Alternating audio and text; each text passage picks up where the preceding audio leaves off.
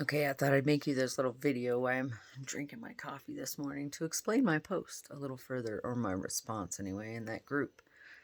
So, I've been talking with my kids a lot about this lately, or we've been having conversations about it, I should say, not talking to them, but talking with them, having conversations with them about time, and so they can really understand time. I didn't understand time so well when I was young.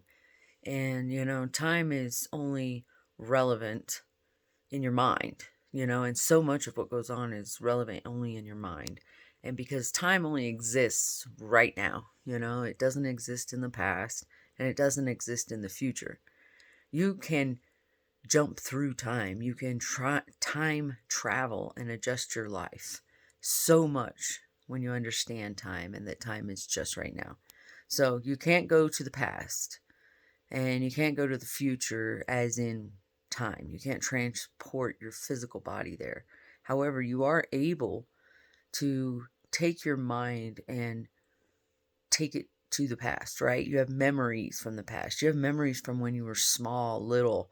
Like some people have memories like way, way back, and those are your conscious memories. So you have subconscious memory way back. I mean, way, way, way back. And some believe, and I've been studying on epigenetics and the imprinting we have even from our parents and why we've been, before we were, so to speak. Uh, so there's so much to it. But when you understand that time is just right now and everything else exists in your mind. So your childhood, your past, your youth, your whatever age you are, everything before right now is all in your mind. It doesn't actually exist anymore. None of it. There's evidence of that time and evidence of those things, but it doesn't actually exist. It only exists right now. And the future doesn't exist. It isn't there yet, if you think of it like that. Or you think of it as all existing all at the same time. You're able to float from time to time to time and adjust things. So you can look at how and where what you want to feel and what you feel like and embody that and think about it and feel it on what you want to feel like 20 years from now or 5 years from now or 5 minutes from now, if that's hard for you. When I first started this process when I was younger, it was hard for me to think of that way. It was like, well, maybe a few minutes or a few years, but I can do that now into my old age, to the end of me. I can do that, and I can go back to my youth and do the same thing. And doing that as far as your youth and piercing time and jumping through time to when you were young is so healing, is so beneficial. You can go back to when times and events in your life when you were really hurt or when you were really affected by somebody else's decisions or choices or behavior, or times that were really of wounding for you, and you can readjust it. You can pierce through that time and you can go talk to that little person that you were and give them the understanding that you have now. Give them the insight that you have now. Give them the grace that you have now and the love and support and, just everything. You give that little you everything and it changes everything for you. It rewrites all the stories. It changes who and what you are now because you're validated. You have understanding, you have love, you have grace, you have everything you didn't have then that created those wounds. So you can jump through time and adjust these timelines. And so the more we understand that that's how time works and that we're only right now, the more we can start planning the next best and the next best and the next best. And hold on, I get a drink. uh you can change the outcome of a lot. So my response is, like in these groups that I'm in some off-grid groups or prepping groups for people that want to move off-grid. And it's kind of funny sometimes because I didn't know anything about moving off-grid and then I did it. So I just had to think about what I wanted right now. And that really helped me to think about, well, what's important to me now? What's this? What's that? Oh, I've been struggling with that forever. For example, I was like, my kids used to go to school. My oldest child went through the entire public education system, and he's like 26 years old now. And the rest of my kids did not. Some of them went for a few years, some of them only went for a year, and then they've been out of it for a long time. And so I started looking at these these systems and ways and constraints and things I was doing in my own life. And I was like, what the fuck? That's not what I really want. I don't believe that, or I don't like that, or I'm not doing that. So I didn't like it then.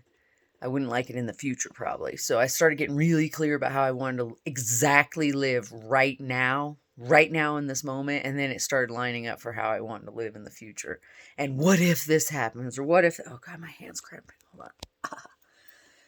What if all the things that what if could happen? What if the system collapses? Or what if, we have a war? Or what if the resources are short? Or what if, or what if, or what if, all this fear.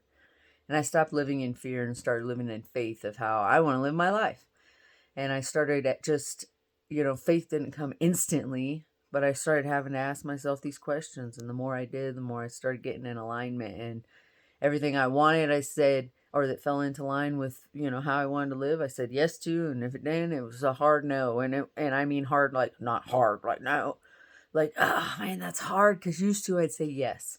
Or just let it go. So standing for those things to get in alignment with the life you want to live can sometimes be very challenging. And people think you're crazy, and your family, certain members may want to just, want you to fuck off, and others want to attack you, or maybe not. Maybe that's just my experience. But anyway, yeah.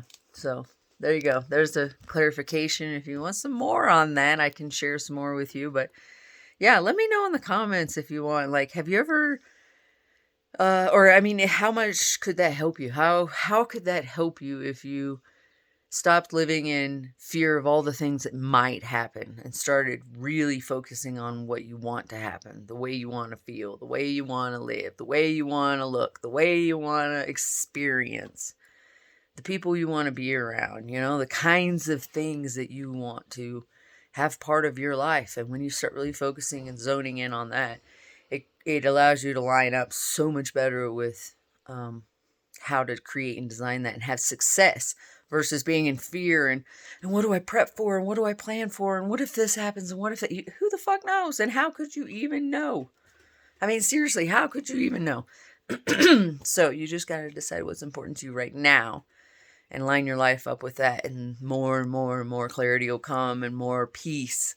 You'll have more faith in what you're doing. You'll have more peace, and you won't have so much like, what if? Because that's a fucking shitty place to live. I used to live there a lot. Like, what if this happens? What if that happens? What if that happens? What if?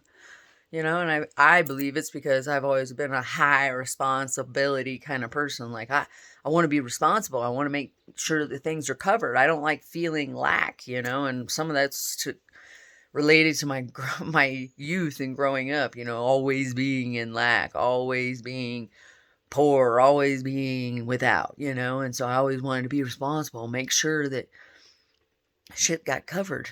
And I had a big family, so that's a big job. But yeah, I was like, I'm gonna lose my fucking mind. So I had to find a way out of that fucking like shake box every day of mental craziness.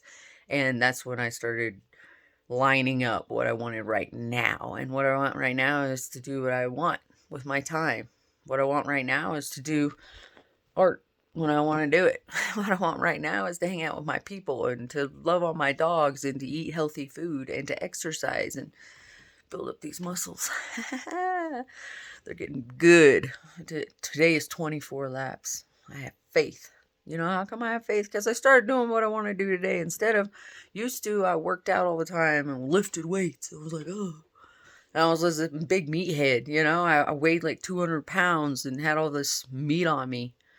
And now I don't have as much meat on me, and I got way better, like, cooler muscles that are way leaner, and they're like, oh, damn, you can see your muscle. It's not like, yeah, I think there's muscle under that, but... And I quit lifting weights. I quit going to the gym and working out. I just started living the kind of life I want to live. And the kind of life I want to live is spending at least 3 to 5 days a week being physically active at some point during the day, and doing it with my family. My daughter reminded me the other day that in the pool, we do laps together, and there's 5 of us.